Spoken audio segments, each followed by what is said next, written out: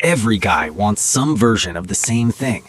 Better body, more discipline, more focus, more control over his life. You start strong, new gym plan, new diet. Maybe you even delete a few apps. You feel motivated for about 3 days. Then something weird happens. You wake up tired, you scroll a little. One video becomes 20. The gym gets postponed. Junk food appears. Suddenly it's midnight and you're wondering how the day disappeared. This is the part where people blame lack of discipline. But the real story is inside your brain. One chemical, one system, one mechanism. Dopamine. And modern apps, food companies, and entertainment platforms have gotten very good at using it. Let's break down what dopamine actually does and why your brain sometimes works against the person you're trying to become. Dopamine, it tells your brain, hey, that thing might be worth doing again. That's it. When something good happens, your brain releases dopamine to mark the event as important. Food, winning a game, social approval, sex, achievement. These things historically helped humans survive, so the brain built a system that rewards them. Okay, let's zoom in. The reward loop. Your brain runs on loops. Cue, action, reward. Example, cue, boredom. Action, open TikTok. Reward, funny video. Your brain goes, nice, that worked. So next time you feel bored, the same loop starts again. But here's where modern technology becomes dangerous. Apps don't just give rewards, they give unpredictable rewards. And unpredictable rewards are extremely powerful. Casinos figured this out decades ago. Slot machines don't pay every time. Sometimes you win, sometimes you don't. Your brain keeps pulling the lever because the next one might hit. TikTok works the same way. Scroll, maybe boring. Scroll again, maybe hilarious.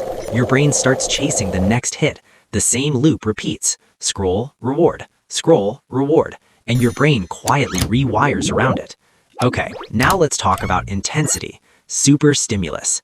Humans evolved in a very different environment. Food required effort. Entertainment required other humans. Social approval came slowly. Now compare that to modern life. Fast food, endless streaming, short-form videos, notifications every 5 minutes. These are called super stimuli. They deliver stronger signals than natural rewards. Think about it. A single TikTok session might give you comedy, drama, music, attractive people, social trends, visual stimulation, all in 10 minutes. Your brain wasn't built for this density of reward, so dopamine spikes repeatedly, and something interesting happens. Your brain starts adjusting. Baseline. Your brain tries to stay balanced. If dopamine spikes too often, it lowers sensitivity. This is called downregulation. Basically, your brain says, okay, we're getting too much stimulation. Let's turn the volume down. Now the same activity gives less excitement. So you scroll longer. More videos, more stimulation. Meanwhile, normal activities start feeling dull. Studying feels slow. Reading feels boring. Even the gym can feel less exciting. Not because they changed, because your baseline shifted. Your brain recalibrated. Okay, let's bring back our example. The TikTok versus gym problem. Going to the gym has rewards, but they're delayed. You don't build muscle in one session. Progress happens slowly. Weeks, months, years. Your brain prefers immediate rewards. Scrolling delivers them instantly. So when the choice appears, gym equals delayed reward, TikTok equals instant reward, your dopamine system leans towards the faster one. Okay, now let's step back. Humans are predictable. Companies study behavior very carefully.